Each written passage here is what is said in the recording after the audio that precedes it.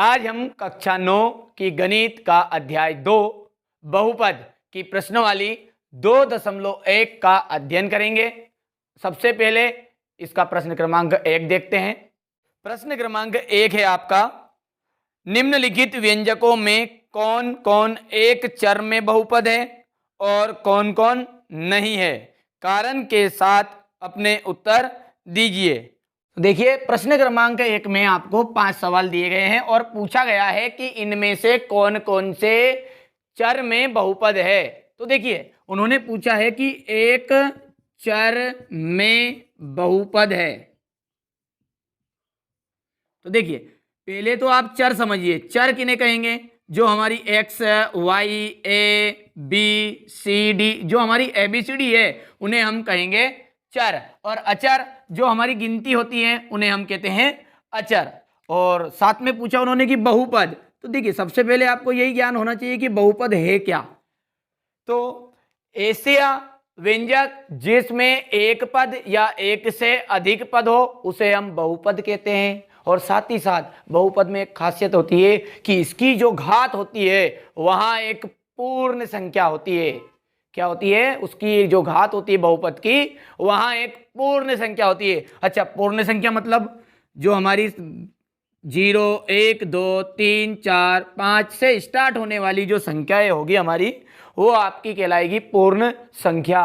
यानी कि यदि मैं कहूं x की घात 0, तो यहां एक बहुपद है या नहीं है? हाँ है। क्यों? क्योंकि इसकी जो घात है वहां एक पूर्ण संख्या है। यदि x की घात 2 + 3, यहां एक बहुपद है या नहीं है? हाँ है। क्योंकि देखिए, 3 से तो हमको कोई लेना देना है ही नहीं, क्योंकि ये कौन सी संख्या है? ये है अचर और हमें देखना है चर। तो चर है x और यहां पर है x की घात है 2 और 2 क्या है? एक पूर्ण संख्या है।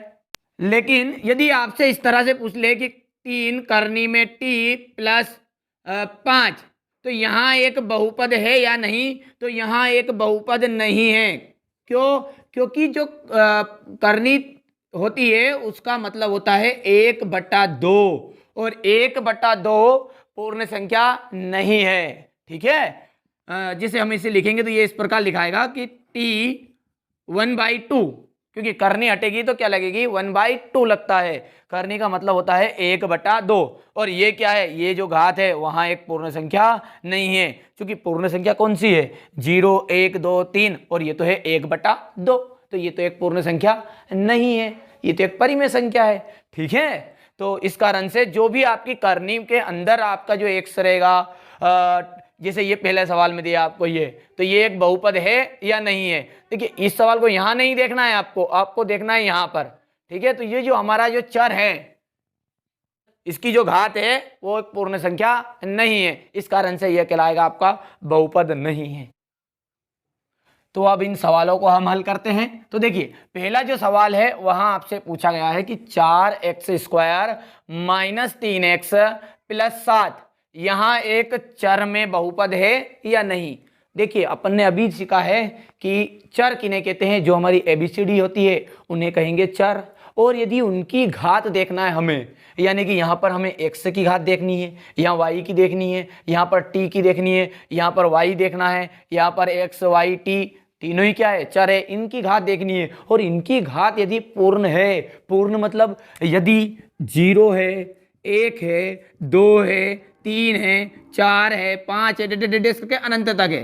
पर लेकिन यदि 1/2 है, 3/2 है, तो ये क्या है? ये पूर्ण घात नहीं है। ठीक है, हाँ, तो इस कारण से यहाँ क्या कहलाएगी? आपकी बहुपद नहीं है। और यदि ऐसी घात आई आपकी तो क्या कहलाएगा? आपका बहुपद। हाँ, साथ ही साथ यदि करनी में कोई भी अपना चर आया t, करनी में x, तो ये भी क्या है? एक बहुपद नहीं है। और यदि ऋणात्मक घात भी आ जाए, जैसे x की घात -1, x की घात -2, तो यहां भी आपका क्या है? एक बहुपद नहीं है। तो सिंपल सी बात यह है कि आपको घातें देखना है किसकी? ABCD की, यानी कि चरों की। ठीक है, और उसमें भी वो होना चाहिए पॉजिटिव, यानी कि पूर्ण संख्या। यदि x की घात 0 भी आ जाए तो भी वहां एक बहुपद है, क्योंकि पूर्ण संख्या है। देखिए ये ठीक है, तो अब ऐसे ही सवाल को देख के बताइए पहले सवाल को देखकर यहाँ एक बहुपद है या नहीं। तो इसकी जो घात है वह है 2। ठीक है, तो इस कारण से ये क्या है, एक बहुपद है। और साथ में आपको लिखना है क्योंकि यहां पर चर की जो घात है वहां एक पूर्ण संख्या है। क्या लिखिएगा कि हाँ यहां एक बहुपद है क्योंकि यहां चर की घात एक पूर्ण संख्या है। और दूसरे सवाल को देखिए, यहां पर भी देखिए हमें करनी 2 से तो कोई लेना देना नहीं है। क्यों? क्योंकि यहां तो है एक अचर और हमसे पूछा है कि चर में बहुपद है या नहीं, तो इससे हमारा कोई लेना देना नहीं है। ठीक है, यहां पर देखते हैं, तो ये तो एक पूर्ण संख्या है और अभी बताया अपन ने कि 0, 1, 2 0 से स्टार्ट होने वाली संख्याओं को हम क्या कहेंगे, पूर्ण संख्या। तो हाँ एक बहुपद है। और यहां पर आगे लिखिएगा क्योंकि चर की जो घात है वहां एक पूर्ण संख्या है। तीसरा सवाल देखिए, तीसरे में देखिएगा तो यहां पर जो आपका ये जो t है वो होता है चर यानी कि ABCD है और इसकी घात देखनी है। मैंने अभी भी बताया यदि ये भी करनी में आएगा तो भी ये बहुपद नहीं है, चूंकि कारण ये होता है, देखिए करनी जो t है ये, और करनी का जो मतलब होता है वहां होता है 1/2 यानी कि t की पावर हो गई है 1/2। तो इस कारण से ये पूर्ण संख्या नहीं है, तो यहां भी क्या है, एक बहुपद नहीं है। तो यहां पर कैसे लिखिएगा इसमें कि यहां एक बहुपद नहीं है क्योंकि चर की जो घात है वहां एक पूर्ण संख्या नहीं है। इसको देख लेते हैं। देखिए यहां पर इसमें थोड़ा सा आपको दिमाग लगाने की जरूरत है। यहां पर एक देखिए इस y को आप देखेंगे तो आप बता देंगे कि ये बहुपद है, पर लेकिन वास्तव में ये बहुपद नहीं है। क्यों? क्योंकि देखिए इस y को जब हम ऊपर ले जाएंगे, यदि मान लिया ये 1/x रहता है, इसको मैं ऊपर ले जाना चाहता हूं यानी कि 1 और x, तो इसकी घात हो जाएगी -1। यदि ये 1/x की घात 2 है, इसको ऊपर ले जाएंगे हम तो क्या बनेगा, एक तो वैसे के वैसा, और ये x की घात 2 तो आएगी, ऊपर तो आ जाएगी, पर लेकिन यदि ये प्लस है तो माइनस हो जाएगी और माइनस है तो प्लस हो जाएगी। उसी तरह ये जो हमारा 2/y लिखा है, इसको यदि हम y को ऊपर ले जाएंगे तो ये किस तरह से होगा, y + 2, और ये y भी आ गया ऊपर तो, पर लेकिन इसकी जो घात है वो 1 है और ऊपर जाके बन जाएगी ये -1। तो अब देखिए मैंने अभी बताया है कि पूर्ण घात होनी चाहिए 0, 1, 2 ऐसी पॉजिटिव। ठीक है, अब लेकिन यहाँ तो है नेगेटिव यानी कि ऋणात्मक है, तो ये भी क्या है, एक बहुपद नहीं है।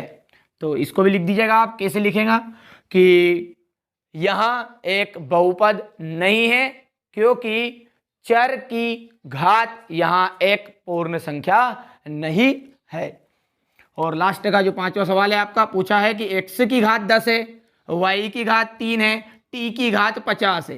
तो देखिए यहाँ पर ये भी चर है, ये भी चर है और यहाँ भी चर है, तीनों ही चर है। तो देख लीजिए कोई दिक्कत नहीं, तीनों में देखना पड़ेगा। इसकी घात तो 10 है, हाँ पॉजिटिव है, इसकी घात भी पॉजिटिव है, इसकी घात भी पॉजिटिव यानी कि प्लस की घात है, तो यहाँ भी क्या है, एक बहुपद है।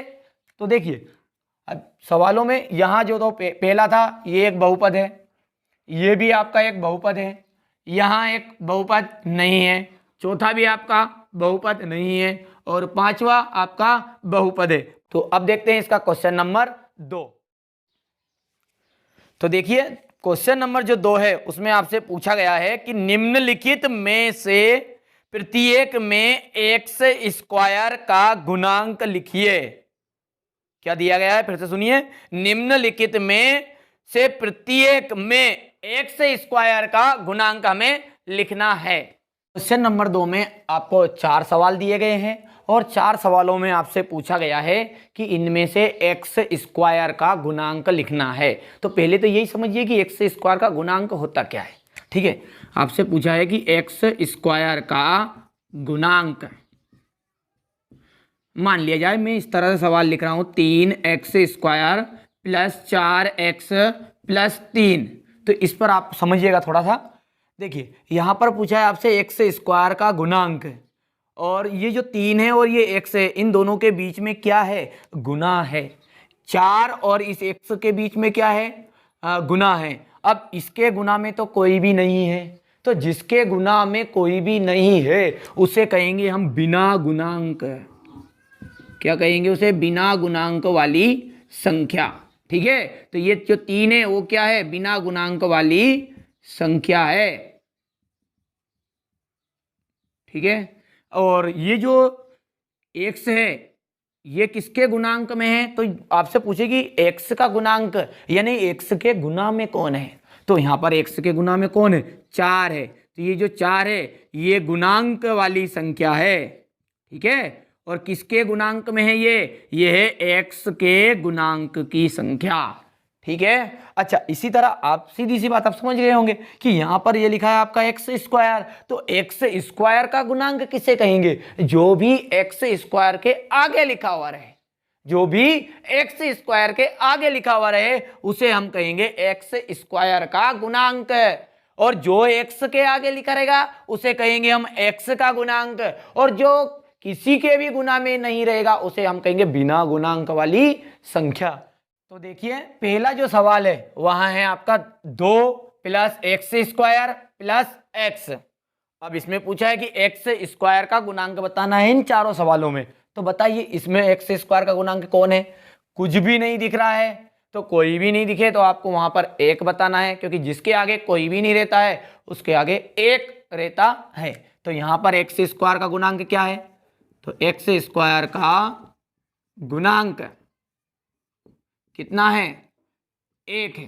ठीक है, और इस सवाल को देखिए, अभी मैंने बताया है यदि x² के आगे कोई भी संख्या नहीं है तो 1 रहेगा। पर देखिए यहां पर 1 तो आया, पर लेकिन किसका आया है? माइनस का है। तो इसलिए इसका जो उत्तर बनेगा वो क्या रहेगा आपका? -1। अब इसको देख लीजिए, x² के आगे कोई भी संख्या जो लिखी रहे उसे ही हम कहते हैं x² का गुणांक। तो बता दीजिए, इसका बनेगा आपका π/2। और इस सवाल में आपको लग रहा होगा करनी दो, पर लेकिन ध्यान दीजिए उसने प्रश्न में पूछा है कि x² का गुणांक, ना कि x का गुणांक। तो x² यानी x की घात 2 तो है ही नहीं, इसमें थी इसलिए लिख दिया, इसमें भी थी इसलिए लिख दिया, इसमें भी x की घात 2 थी इस कारण से लिख दिया। पर ये जो बहुपद है इसमें आपको कहाँ है? x की घात 2 नहीं है, तो जब कहीं भी नहीं है तो उसकी क्या बनेगी? गुणांक 0। ठीक है, तो इस तरह ये आपका प्रश्न क्रमांक 2 समाप्त हुआ। अब देखते हैं इसका प्रश्न क्रमांक 3। देखिए प्रश्न क्रमांक 3 में आपसे पूछा है कि 35 घात के द्विपद और 100 घात के एक पदी का एक उदाहरण दीजिए। मतलब 35 होनी चाहिए उसकी घात, और कितने पद होना चाहिए उस बहुपद में? 2, और 100 घात का एक पदी होना चाहिए। तो सिंपल सी बात है। तो देखिए उसने जो पूछा है आपसे, यहां पूछा है कि उसकी जो घात होनी चाहिए x की या y की कितनी होनी चाहिए? 35, पर लेकिन उसमें पद कितने होने चाहिए? 2। तो आप भले x की घात 35 लिखिए, x की घात या y की घात 35 लिख दीजिए, भले आप z की घात, पर लिखना है आपको 2 पद, और ये जो है वहां है 1 पद। तो इसके आगे मनचाहे जो जोड़ दीजिए आप, +2। तो ये क्या हो गया आपका? 35 की घात का द्विपदी बहुपद है। कितने पद है इसमें? 1 पद तो ये और 1 ये। अच्छा इसके अलावा मनचाहे वैसा भी लिख सकते हैं आप, करनी 2, x की घात 35 -4, कुछ भी लिख देना। और साथ में आपसे ये पूछा है कि 100 घात वाला एक पदी, सिंपल सी बात है। तो 100 घात कैसे लिखेंगे? x की घात 100 लिख दीजिए, y की घात 100 लिख दीजिए, z की घात 100 लिख दीजिए। अच्छा इसके आगे आप भले 5 भी लिख सकते हैं, 8 भी लिख सकते हैं, तब भी क्या होगा? ये अकेला एक पदी ही कहलाएगा। यदि आप इस तरह भी लिख देंगे तो भी एक पदी है, यदि आप इस तरह से लिखेंगे तो भी क्या है? एक पदी बहुपद है। तो सिंपल सी बात है, जो आपको जमे वो उतार लेना। ये है आपका 35 की घात वाला द्विपदी बहुपद, और यहाँ है 100 की घात वाला एक पदी बहुपद। सिंपल सवाल था। अब देखते हैं इसका क्वेश्चन नंबर 4। तो देखिए क्वेश्चन नंबर 4 है आपका, निम्नलिखित बहुपदों में से प्रत्येक बहुपद की घात लिखना है। जो भी आपको ये 4 सवाल दिए गए हैं, इन 4 सवालों में आपको इन बहुपदों की घात लिखना है। तो देखिए जो आपका क्वेश्चन नंबर 4 है, इसमें आपको 4 सवाल दिए गए हैं और साथ ही साथ जो आपका उदाहरण नंबर 1 है, इसमें भी आपको 3 प्रश्न दिए गए और दोनों प्रश्नों में ही ये एक ही चीज पूछी गई है कि इनमें आपको बहुपद की घात बतानी है। और देखिए वैसे तो हमने पिछले वीडियो में बहुपद की घात किसे कहते हैं समझ लिया था। यदि आपने वहां पिछला वीडियो नहीं देखा है तो आप प्ले लिस्ट में जाकर उस पहले वीडियो को आप जरूर देखिएगा, क्योंकि इस पार्ट का जितना भी बेसिक है मैंने पहले वीडियो में कंप्लीट करा दिया है। तो देखिए यहां पर फिर से समझ लेते हैं कि बहुपद की जो घात है उसे किसको कहेंगे हम, बहुपद की घात। तो देखिए कोई भी आपको बहुपद दिया रहे और उसमें जो चर की अधिकतम घात रहेगी उसे ही हम क्या कहेंगे, बहुपद की घात। जैसे यहां पर इस सवाल में आपको देखिए चर, देखिए यहां पर ये x है, यहां पर ये x, सबसे ज्यादा किसमें घात है, तो ज्यादा घात इस सवाल में 3 है घात, इसमें आपको घात 2 है, इस सवाल में आपको 1 है और इसका अभी थोड़ी देर से हम देखते हैं। इस सवाल में देखिए इसमें दिया गया है 5, तो इस चर की अधिकतम घात कितनी बनेगी, 5 बनेगी। इसमें देखिए यहाँ पर 2, 3 और 8 घात दी गई, तो कौन सी ज्यादा घात, 8 है। ठीक है, तो यहाँ पर लिख दीजिए कि इसकी जो अधिकतम घात है वहां कितनी है, 3। तो इस बहुपद की अधिकतम घात कितनी है, 3 है, इसलिए बहुपद की घात कितनी होगी, 3। इसमें बहुपद की घात बताइए, तो 2। इस सवाल में आपकी बहुपद की घात कितनी है, कुछ भी नहीं है, तो देखिए 1 है। इस सवाल में देखिएगा इसमें अधिकतम घात कितनी है, 5 है, तो इसमें बहुपद की घात कितनी हो गई है, 5 हो गई है। और इस सवाल में आपकी बहुपद की घात बनेगी 8। अच्छा, रही बात अब इन दोनों सवालों की, तो इन दोनों सवालों में देखिए यहाँ पर केवल आपको अचर पद दिया गया है, चर पद नहीं है। तो जब इस तरह से आपको दिया रहे 3, तो हम इसे लिख सकते हैं x की घात 0 कर दीजिए, भले y की घात 0 कर दीजिए, और x की घात 0 का मान होता है 1। ठीक है, और इस कारण से ये होगा 3 1 3। वापस यदि ये ऐसा भी लिख दे हम कि y की घात 0, तो जो भी आपका y की घात 0 इसका मान भी कितना बनेगा, 1 बनेगा। तो सिंपल सी बात है कि इसको हम 3 को इस तरह लिख सकते हैं और ये जो 2 है इसे हम इस तरह से लिख सकते हैं। तो देखिए अब बताइए इन बहुपदों में अधिकतम घात कितनी है, तो 0 है, तो इस कारण से इसकी जो घात बनेगी वहां बनेगी 0 और इसकी भी घात बनेगी 0। तो इस तरह यहाँ आपका प्रश्न क्रमांक 4 था और साथ ही साथ जो उदाहरण था उसे मैंने करवाया। अब देखते हैं इसका प्रश्न क्रमांक 5। तो देखिए आपका प्रश्न क्रमांक 5 है कि बताइए कि निम्नलिखित बहुपदों में कौन कौन बहुपद रेखिक है, कौन कौन द्विघाती है और कौन कौन त्रिघाती है। मतलब आपको जो सवाल दिए गए हैं उन सवालों में आपको बताना है कि इनमें से कौन सा बहुपद तो रेखिक है, कौन सा द्विघाती है और कौन सा त्रिघाती है।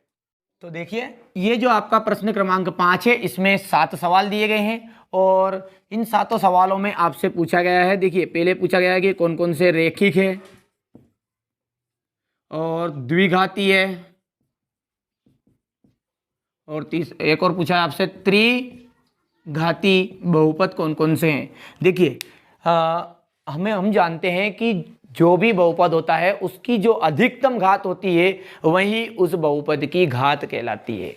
यानी कि कोई सा भी आपको बहुपद दिया गया है उसमें सबसे पहले देखिए आप सबसे ज्यादा घात कितनी है, क्लियर है। इसके बाद में आपको देखना है यदि वो ज्यादा घात, उसमें ज्यादा से ज्यादा घात 1 है तो वहां आपका रेखिक कहलाता है। एक घात वाला बहुपद क्या कहलाता है, रेखिक। और जिस बहुपद की अधिकतम घात 2 होगी वहां कहलाएगा द्विघाती, और जिस बहुपद की अधिकतम घात 3 होगी उसे हम त्रिघाती बहुपद कहेंगे। तो सिंपल सी बात है। सबसे पहले इन सवालों में आप देखिए इन बहुपदों में सबसे ज्यादा घात, हर सवाल की अलग अलग, इसमें देखिए सबसे ज्यादा घात कितनी है, 2 है। इसमें सबसे ज्यादा घात 3 है। इसमें सबसे ज्यादा घात 2 है। इसमें कुछ भी नहीं दिख रही तो 1 घात है। इसमें 1 है, इसमें 2 घात है और इस लास्ट के सवाल में आपकी सबसे ज्यादा जो घात है वहां 3 है। तो जिस बहुपद में 1 घात रहेगी ज्यादा से ज्यादा उसे कहेंगे हम रेखिक, और जिसमें अधिक से अधिक 2 घात रहेगी उसमें हम कहेंगे द्विघाती, और जिसमें अधिकतम घात कितनी है 3 है उसे हम कहेंगे त्रिघाती।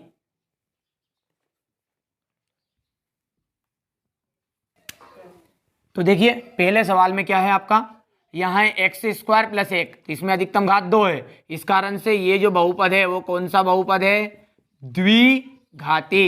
इसमें घात अधिकतम है 3, तो इसे कहेंगे हम त्रिघाती बहुपद, ठीक है। और इसमें लास्ट में आप लिख भी सकते हैं कि यहाँ एक त्रिघाती बहुपद है, यहाँ एक त्रिघाती बहुपद है, क्योंकि बहुपद की अधिकतम घात 3 है। इसमें यहां एक द्विघाती बहुपद है क्योंकि इसमें बहुपद की अधिकतम घात 2 है। इसी प्रकार इसको बताइए, इसकी अधिकतम घात 2 है, इसलिए यहां भी कौन सा बहुपद है आपका, द्विघाती। यहां इसमें अधिकतम घात कितनी है, 1 है, तो यहां कहलाएगा आपका रेखिक बहुपद, रेखिक बहुपद। अच्छा, रेखिक बहुपद का दूसरा नाम है एक घाती बहुपद, ठीक है, क्योंकि इसमें घात कितनी अधिकतम 1 है, तो इसे एक घाती बहुपद भी हम कह सकते हैं। और ये 5वां सवाल है आपका 3t, यानी इसकी भी घात कितनी 1 है, तो यहाँ भी कौन सा बहुपद है आपका, रेखिक बहुपद है। इसको देखिए, अच्छा यहाँ आर स्क्वायर है, तो भले ही आर स्क्वायर आए, भले बी स्क्वायर आए, भले ए स्क्वायर आए, हमको उससे कोई लेना देना है ही नहीं, क्योंकि ये सारे के सारे क्या है, चर है। नहीं तो आप सब में केवल एक्स और वाई ही ढूंढे, तो ठीक है। तो यहाँ पर घात कितनी है, 2 है, इस कारण से ये बनेगा आपका द्विघाती बहुपद। और इसमें यहाँ है आपका त्रिघाती बहुपद। और इसको अच्छे से तरीके से कॉपी में जब लिखें आप, तो इतना लिखिएगा कि यहाँ देखिए, मान लिया इस सवाल को आपको लिखना है तो आप इसका नोट ऐसे करिएगा कि यहाँ एक द्विघाती बहुपद है क्योंकि इस बहुपद की अधिकतम घात 2 है। तो इस तरह आज हमने पार्ट 2 की प्रश्नावली 2.1 का पूरी तरह से अध्ययन किया। और यदि आपने पिछले वीडियो नहीं देखे हैं तो आप प्ले लिस्ट में जाकर उन वीडियो को देखिए और परीक्षा में अधिक से अधिक अंक प्राप्त कीजिए, क्योंकि इस चैनल का मुख्य उद्देश्य सिर्फ यही है कि आपको परीक्षा में अधिक से अधिक अंक प्राप्त हो सके।